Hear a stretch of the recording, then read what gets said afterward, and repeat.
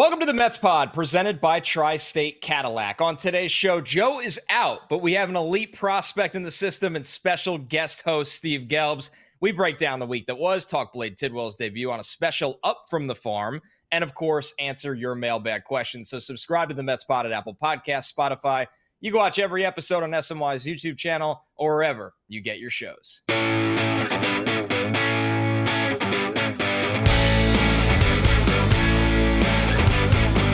What's up, everybody? Welcome to the Mets Pod, presented by Tri-State Cadillac. Spring is the season for new beginnings, and it's the best time to get behind the wheel of a sophisticated new Cadillac SUV. Visit your Tri-State Cadillac dealer today.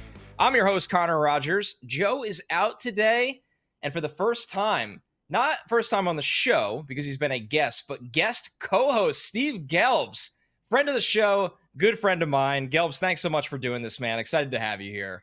Connor, you know I'd do anything for you, and I felt a little guilty about skipping off to Europe during the Jets draft, so I figured this was a way to make it up to you. We could get together again and talk about the Mets instead of the Jets for a change. You sure you don't want to talk Aaron Smith in the fourth round or the new offensive line? Okay, we'll stick with the Mets here today. Yeah, Yeah, you were absolutely missed on that. This is a good way to make up for it. We're going to have a lot of fun today. Subscribe to the Mets Pod at Apple Podcasts, Spotify, wherever you get your shows. Of course, you could leave us questions with the reviews that you guys leave us. We always appreciate those. You could also watch on YouTube. So, Gelbs, we kick off this show every single week with the week that was. However, usually it's 6 games. This week it was 7. And the constant of this season has been, the Mets won 5 games again. The Mets won 5 games again over and over and over. So a 3-4 week, a very rare week for the Mets. They dropped both series to the Diamondbacks and then the Cardinals. And then as our night before our show, they get a win over the Diamondbacks in a late night game on the West Coast, which I know you are at boots on the ground there right now. It's funny to me, Steve, because this was the first time it felt like all year that we've actually seen the Mets look vulnerable in any capacity across more than one game. Yeah, no, I don't disagree. It was a weird week, though. And listen, I'm just going to comment more on the St. Louis series because despite what I told Gary Cohen, I was not able to watch in detail the first Diamondback series when I was over in Europe. But, I think especially in that Cardinal series, you saw a lot of, hard luck, hard hit balls that just didn't find holes. And you could certainly make the argument that offensively, if they keep doing that, they're going to be more than okay. But, you're starting to see some of the cracks with the pitching staff and the health and, losing both lefties in the bullpen is a big deal. So this was a team that was riding a bit of a charmed life the first month in terms of injuries and performance. And we all knew that it was not going to last. I don't think they made a roster move for the first, 3-4 weeks of the season. But, I still think they're going to be okay, obviously. But, this was the first time where, all right, some of that stuff was starting to crack through a little bit. Yeah, we knew it was just not sustainable what the bullpen was doing. Even if they had a bullpen full of 8 all-stars, that's just impossible in this sport to, we were joking that there was a point deep into the season where guys like Kranick, Reed Garrett, and Stanek hadn't given up a run for what felt like forever. So we knew that was going to crack at some point. But despite all that, Gelbs, it felt like everybody was saying the same thing about the starting rotation. That was the talking point of the offseason, that can David Stearns actually do this again? And here we are, especially coming off of an evening where Griffin Canning gets his 5th win in a row. I was listening intently on the broadcast when Gary was like, DeGrom didn't even do this during the Cy Young stretch. This is just ridiculous. Griffin Canning has won 5 games in a row. The bullpen has finally cracked a little bit. But, Steve, the starters really have not. It's been more of the same. And this is a team that's still looking for 2 of their 5 main starters to get healthy of this group. Yeah, it is remarkable what we're seeing from the starting staff. And Griffin Canning epitomizes it. The 5 straight starts, I think Gary said it hadn't happened since Zach Wheeler back in 2018. And, you look at the ERA right now for Griffin Canning, it's 2.50. This is a guy that last year led the American League in earned runs. He's a former second-round pick. He's got some talent there, but nobody, I don't even think the Mets were expecting this. And it just is another feather in the cap of Jeremy Hefner and the entire pitching group. They really have found a formula that allows them to maximize everything that they can get out of these starting pitchers and the relief pitchers. Again, the bullpen is always going to be what it is. You're going to have some variability there. And I do think that, Griffin Canning's not going to finish the year with a 2.5 ERA. I don't expect it. But this is now, we're a month and a half into the season. This is now a real sample size where you say, okay, the Mets have something here with the starting rotation. The one caveat that I would have with this is we're still not seeing a whole heck of a lot of length. Right. We saw a pretty quick trigger pulled with Griffin Canning last night. He walks the batter to lead off the sixth, and that's it. If you want the bullpen to have sustained success, I think at some point you're going to need to start getting more length out of the starting staff. But I also expect that to happen when, your Sean Manayas of the world come back in the fold. So, it's not all perfect, but it is, again, to use the phrase and the term that I used right off the top, it has been remarkable to see them do it now for a second year in a row. So you're around this team every day, besides when you go off to Europe, which good for you. I mean, absolute great move if you could pull it off during any season. Is there a certain type of, like when they get these reclamation projects, right? And Severino, it felt like he was definitely always health-based, although there was times where he did get healthy and it just turned on him. Manaea, though, comes to mind. Now Griffin Canning, even the transformation we've seen, and it's still early, but with McGill a little bit. Is there something repeatable about these projects they're targeting, Steve, where it's guys that are open-minded and willing to listen to Hefner more often, or that they have a stuff profile, but it hasn't translated to results? You being around this, is there anything repeatable that you're noticing with the guys they're going after that they project in this way that's working? Yeah, I mean, I think there are certain things that they look for that aren't all that complicated, to be honest with you. So let's go back to a Griffin Canning. If you look at his slider and his changeup, they're very good to elite pitches. And the Mets recognize that, and also recognize that his fastball is not a very good pitch in a vacuum. And he was using it far too much when he was with the Angels. And so it's as simple as, hey, bring in Griffin Canning, tell him to throw the slider and the changeup more often, and, pick his spots with the fastball, and voila. So, that's the case with Griffin Canning. But then I also think you have, you have this great mix of minds where you have a Jeremy Hefner who he understands kind of that old school pitching mentality while mixing in some of the new age stuff so he can communicate with guys like a Clay Holmes really, really, really likes to be talked to analytically. But a David Peterson and a Sean Manaea, they don't like to be talked to that way. They like to talk about feel and competing. And so Hefner can do that.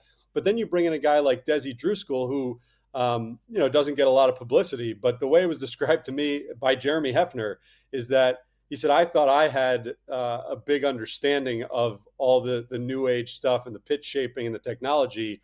I barely have a high school diploma compared to the PhD that Desi has. And so, even a guy like Griffin Canning, back to the fastball, they've altered it a little bit based on some technicalities that Desi picked up. So I just think there's a great mix. You add that to, Jagers and the pitching lab, and there's so much there to maximize whatever pitcher they want to bring in. So it's not like they're bringing in people for no reason. There are plans, but I don't think it's one specific profile that they look for. I think there are just things that they target in certain guys that they see that are underutilized and they feel like they can fix. And so far, a year and a half into the David Stearns regime, it's been pretty impressive. It really has been. At some point, this is just the infrastructure that's in place. I think everybody kind of sits there and goes like, is this going to kind of run its course, or is it going to be a fluke? But now you date back to last year and carry into just the process of this year. It's remarkable to watch from the outside. And Connor, let me add one other thing. The other thing that's happening is they're starting to develop a reputation around the league. So, Clay Holmes had a lot of options. There were a bunch of teams that wanted to do this with him. And, he talked to me about seeing what they did with Luis Severino. He was a teammate of Severino. He understood that, it was going the wrong way for him. And to watch what the Mets did with him last year, you start to say, if you're Clay Holmes, hey, if I'm going to make this transition, the Mets might be the best place to make it happen. So the more you do this, the more guys want to be here for more than just the money.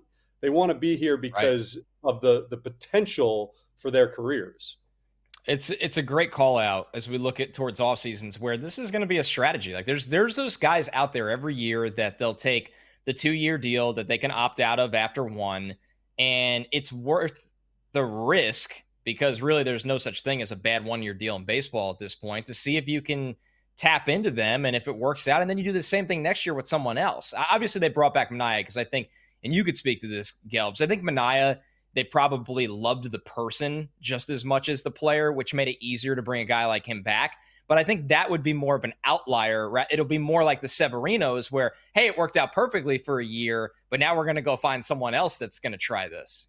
Yeah, I totally agree. Mania, and listen, they loved Severino, the person too, but Sure. Mania had really transformed himself into a guy that was intriguing to see what he could potentially do. A 3-year deal is long in David Stern's language, but is not too crazy of a commitment. And yeah, he was a true leader in this group, in this clubhouse. He's doing it again, even from the sidelines. I talked about this a couple of weeks ago, I believe, how he had this idea at the end of spring training because there's so much new information that he felt like a lot of guys probably don't understand it and are probably too nervous to ask. So he set up these like little pitcher powwows where everybody can speak freely and say, hey, what exactly is tilt and what exactly, what was induced vertical break. And so, that's the type of guy Mania is. But yeah, I think the norm is going to be more of what you see with Severino, where they bring guys in, they are reclamation projects, and then they probably move on and do it again with somebody else. So on the offensive side, hitting with runners in scoring position is still a problem for this team, and it's hard to really dig into the answers for that. But the hitting's been overall fine for the Mets. It's just that they got to kind of find a way to get runners in, especially with less than 2 outs. But on a more positive side, which is what I kind of want to stick with here, what we're watching with Pete right now, even for the biggest Pete Alonso fans in the universe, I don't think anybody could have seen this coming. I don't know how to divvy up the pie here, Gelbs. Of it helps to an extent having Soto in front of him. Nobody's denying that. But what we're seeing from Pete right now, it feels like there's just no way to pitch him at this point. It felt like the obvious last 2 years was that breaking ball low and away he couldn't stay away from, where pitchers just don't have an answer for him right now, and it's more impressive than the power which he's always had, Steve, is simply just the actual pure hitting we are seeing from Pete on a night by night basis. So I'm going to go out on a limb here and I'm going to be a bit of an outlier. And I'm going to say that Juan Soto has absolutely nothing to do with what we're seeing from Pete Alonso this year, because what Pete has done is unlock an entirely new level of understanding about what he has to do to make himself successful. And I've talked to enough people, Pete, the coaching staff, the teammates that have said the exact same thing, that Alonso is somebody who always has had this just natural raw power, and he's brought up in kind of this old school way where he didn't necessarily have the greatest understanding of what he needed to do body control wise, and so he'd be very inconsistent with his mechanics. And sometimes it would work because Pete's so strong that doesn't really have to even barrel up balls for them to go out. But other times you'd see him lunging at pitches and committing to pitches far too early and just have this inability to recognize balls. And so he'd be swinging wildly over top of these breaking balls down and away. He went to work this offseason really understanding about, again, there's so many different ways, but like how to control his load and stack his backside. And basically everything that he did was about maintaining his holding a position at the back so that he could fire at will and not overcommitting and lunging out. And so Right. what you're seeing now, I think, is not this. I don't think it's this 6-week stretch where he's going to just have this big dip all of a sudden. I think now he knows how to hold back, how to let that ball get a little deeper, and recognize the spin on the ball in a way that he never has before. And so he doesn't have to commit too early. And what that is allowing him to do is stay in the strike zone better than he ever has on a consistent basis, is have much better takes than we've ever seen. And again, to go back to the point I made about not even having to barrel up balls, Nimmo said something to me the other day about, if Pete Alonso is in the strike zone, then almost whenever he makes contact, that ball's going to go.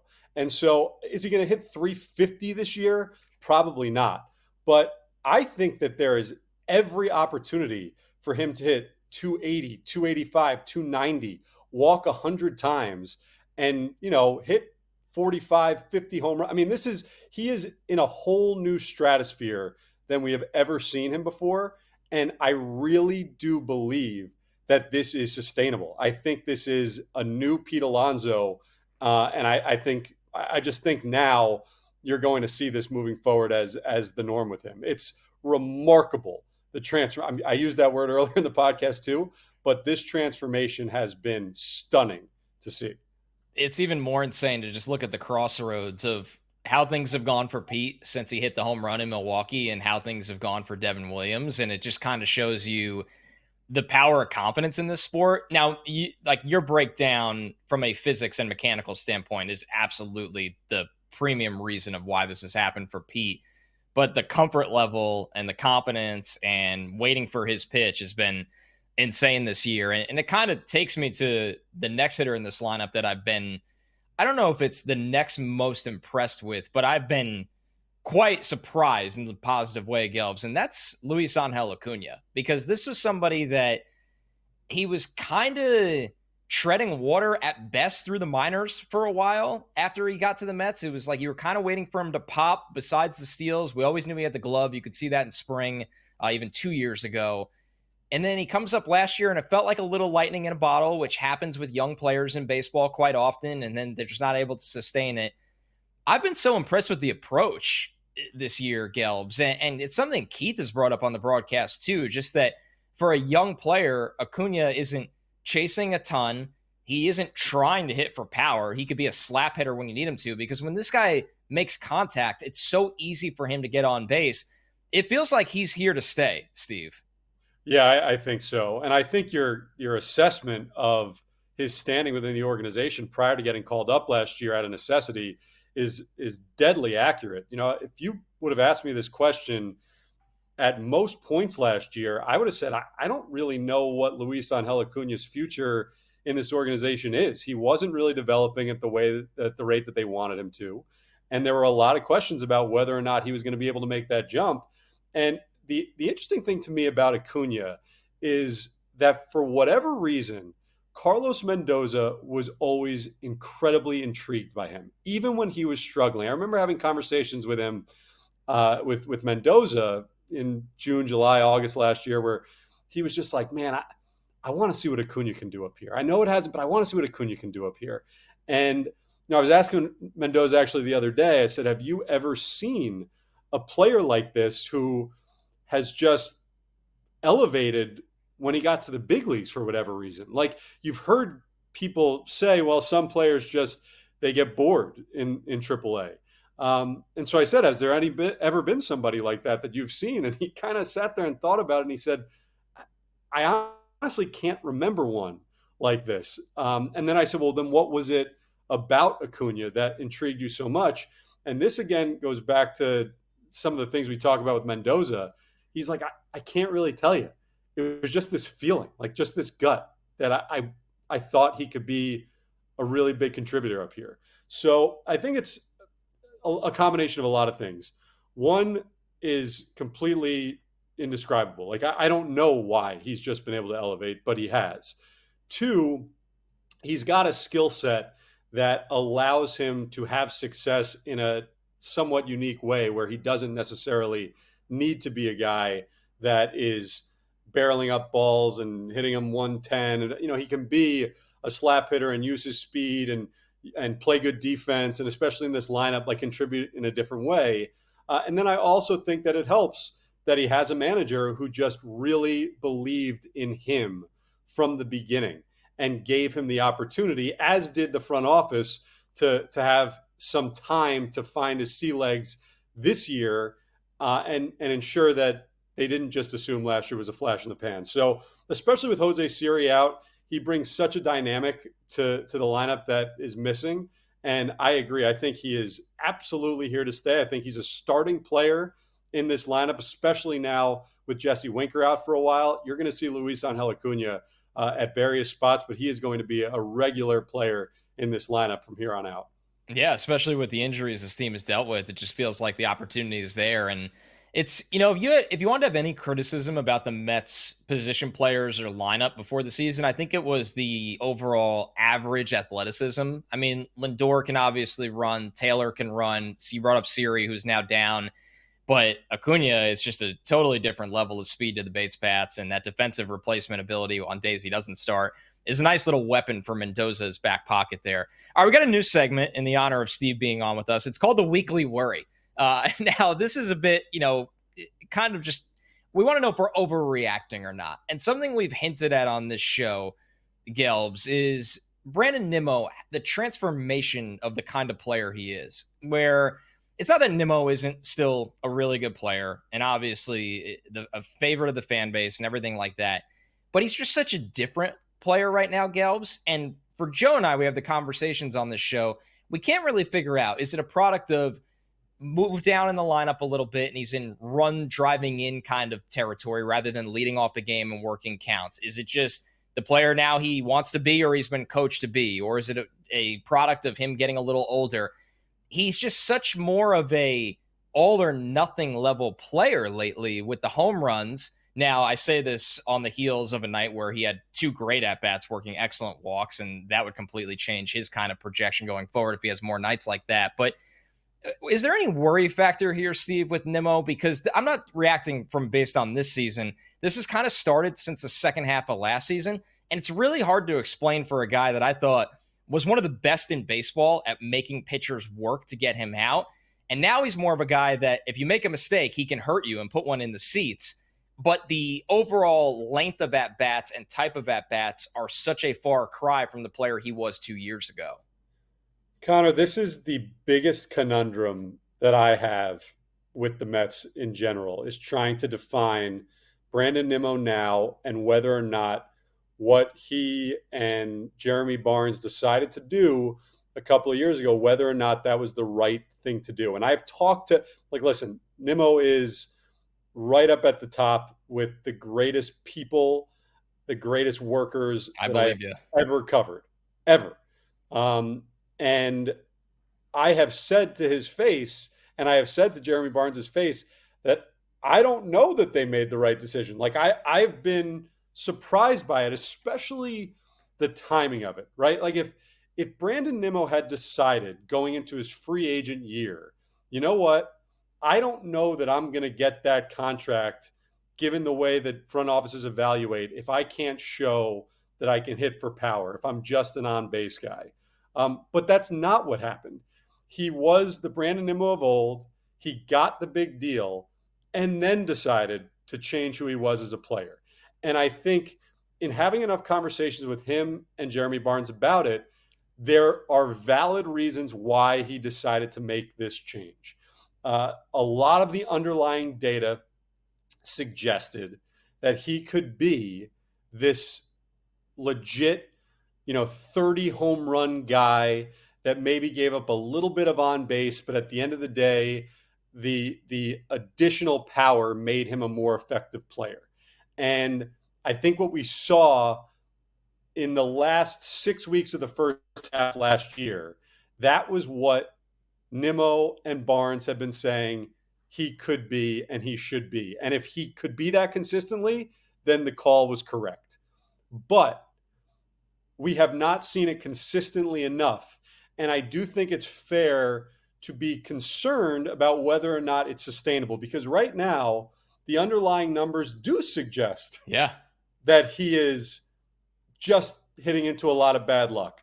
His average exit velocity is one of the best in the game. His hard hit rate is one of the best in the game. But his on base percentage right now is under 300. It's jarring for him.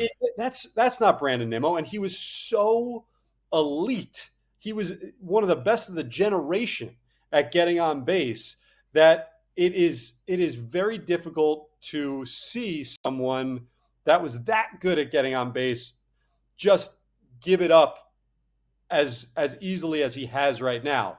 But if you talk to Brandon, if you talk to Jeremy, they are completely convinced that this is the way to go. And I think there is, and I'm trying not to go too long on this, but there is a feel that last year in the first half, he went through something similar where the results weren't there in the beginning, but the underlying numbers suggested that he was about to break out. And then he did. And he had the best first half of his career. They feel like it's very similar this year. What happened in the second half last year, Nimmo will admit, was his fault. That he changed everything about what he was doing because he was chasing results that he wasn't getting the first few weeks of the second half. And that was the issue. So we're going to have to wait and see.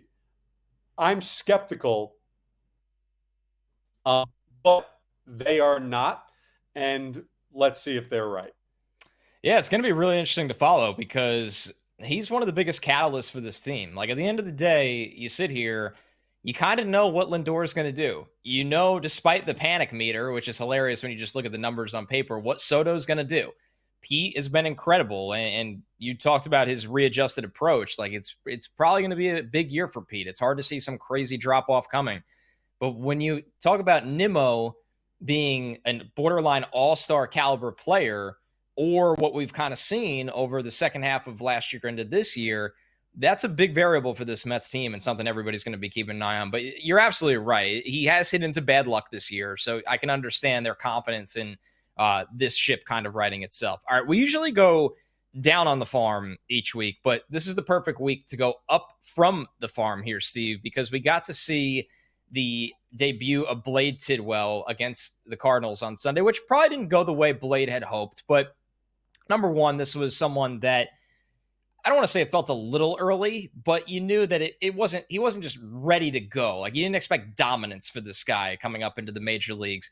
The stuff profile is obviously pretty impressive, but as we saw against the Cardinals, location at times can get himself in trouble as well. So what did you think from being there, Steve, of just Tidwell's debut and performance and just overall the vibe of the clubhouse when he came up?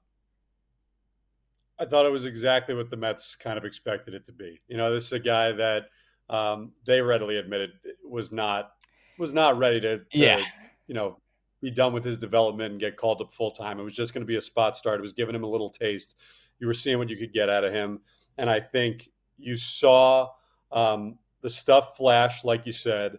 But he's just got to work on his command, and he's got to work on getting. He was doing a good job of getting the two strikes, and then he couldn't put guys away. And so, for me, I actually think for a guy like Tidwell, it was probably a really good experience to understand, okay, this is where I am. This is what I have to do to have success up here. And now I go back down and I try and refine those things. So, Blade Tidwell is someone who the Mets are very high on. They don't think he necessarily has the ace level potential of a Brandon Sproat, maybe a Nolan McLean, but they think that he is going to be a very solid number 3, potentially number 2 starter who just needs a little more seasoning. So I don't think anybody's making too big a deal out of some of the struggles. I think it's exactly kind of what they expected when they made that decision. Well, with the Mets start this year, Steve, it's, everyone will call any game a house money game. But the Mets were afforded the luxury that they can call a guy up a little early when they were in a tight spot because of weather and injuries that, hey, let's see what happens here. Maybe he surprises us for 4 innings. And if he doesn't, it's not like we're in an absolute dog race right now chasing anybody at the top of the division. It's a nice place to be for the Mets. And like you said, I'm sure it helps a little bit when these young guys get a taste and maybe they can recalibrate the next time they get that opportunity. Yeah, 100%. And I think you're right. It's, 162 games, like this is not the situation they were in last year.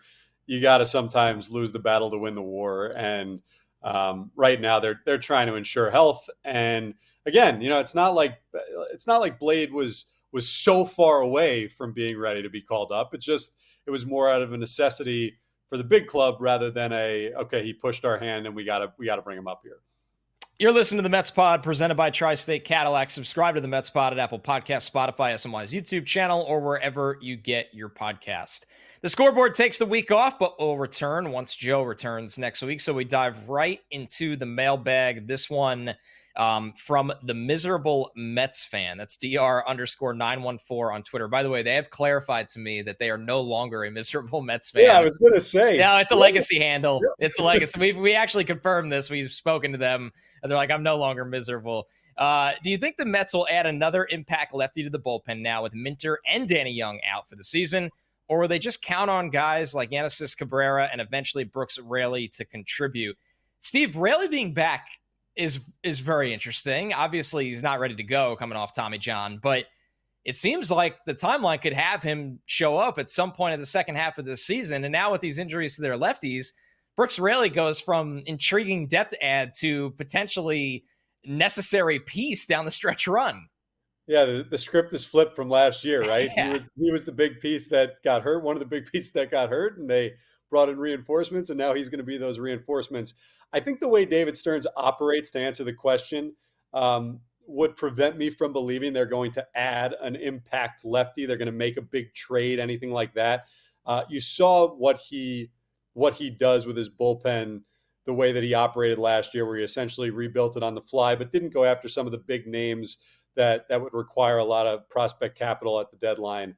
I think that, it's a wait and see approach, but there is no need right now, especially with the way the bullpen has performed overall, to make any sort of big jump. There's a reason why they compile as much depth as they do. They fully expected to need these guys like Cabrera. They fully expected maybe not to need Brooks Raley in the capacity they may need him, but there's a reason they re-signed him. So I don't think ever you're going to see with the Mets bullpen a major trade for a huge name. I think you're going to see more of all right, Ryan Stanek was having a bit of a down year. Let's go get him and see what he can do. Let's go get Phil Maton.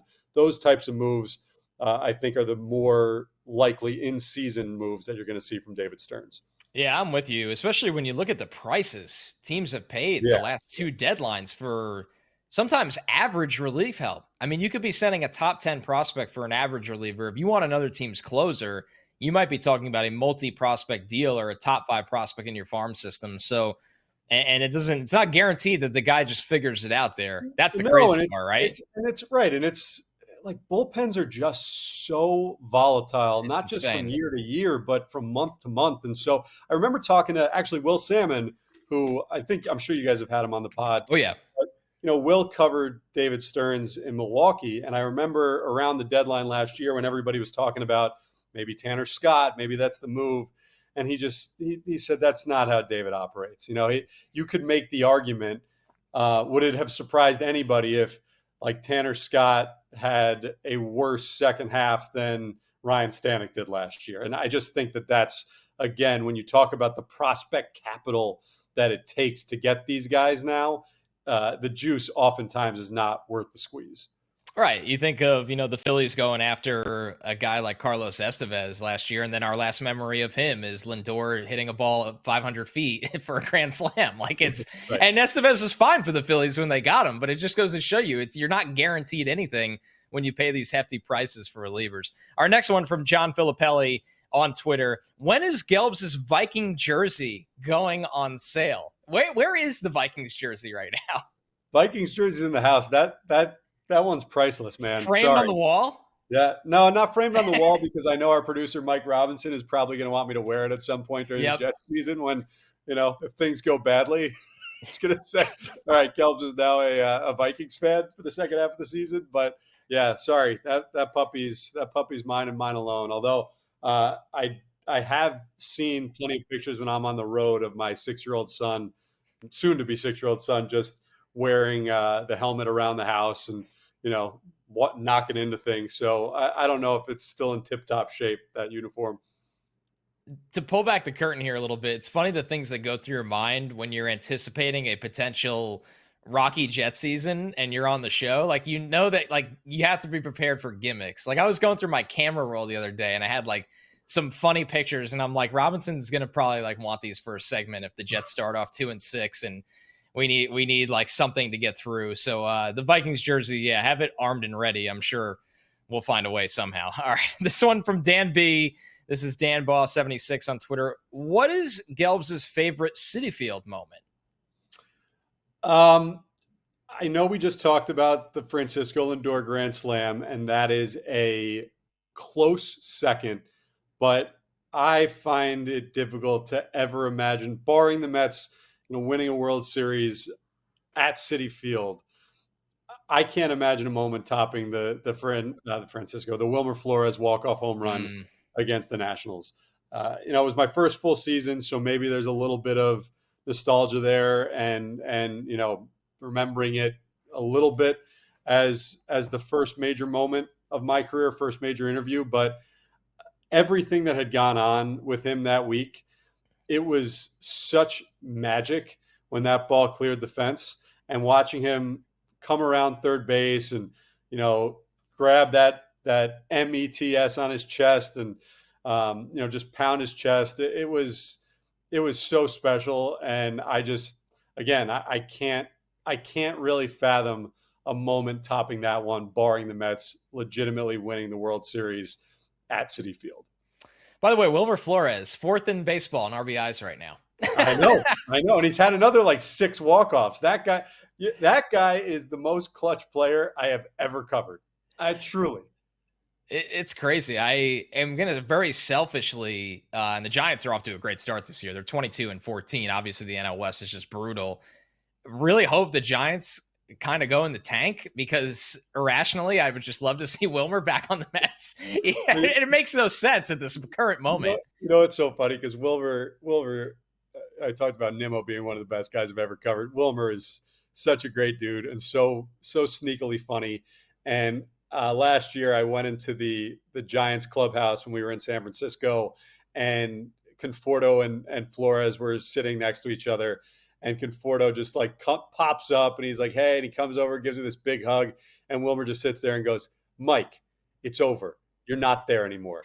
Walk away.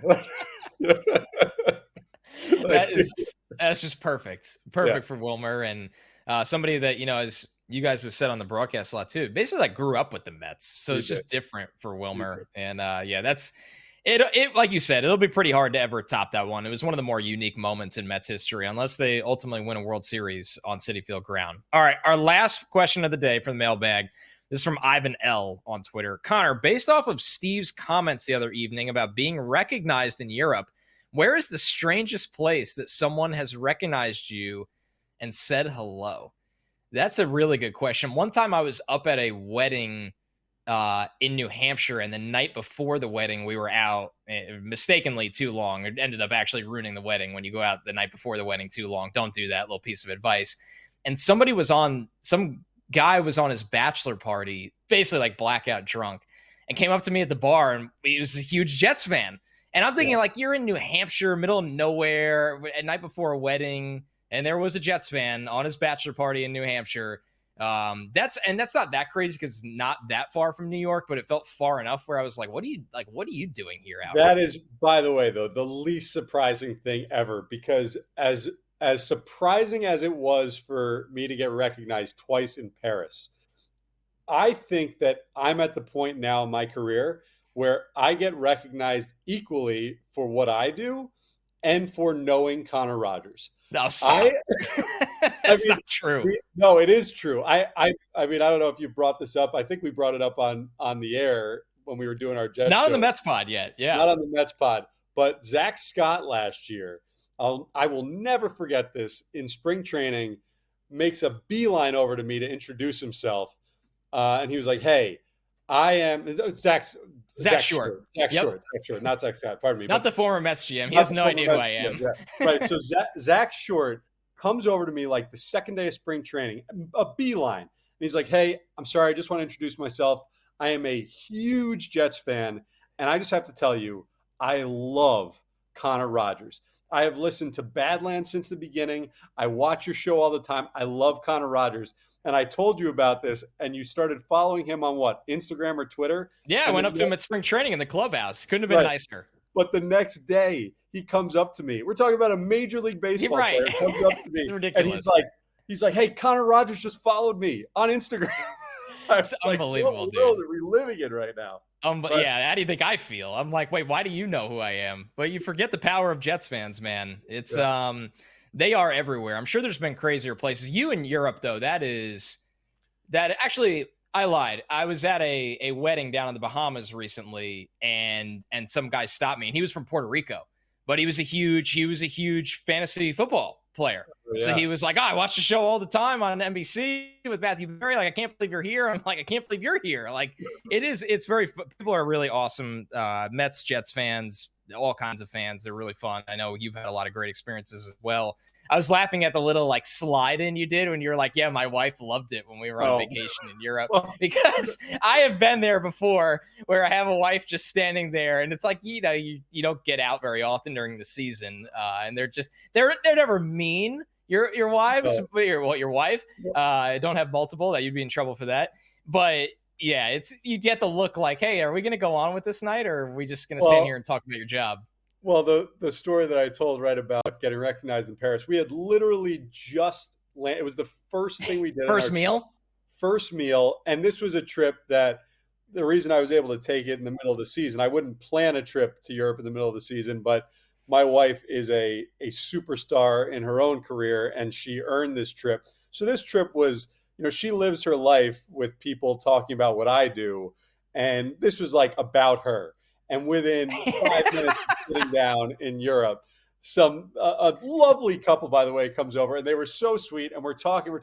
And at one point I actually looked, so we had this breakfast plan, and then my wife had a spa appointment, and the conversation was going on for so long. I looked at my watch. I was like, Julie, I think you gotta go to the spa.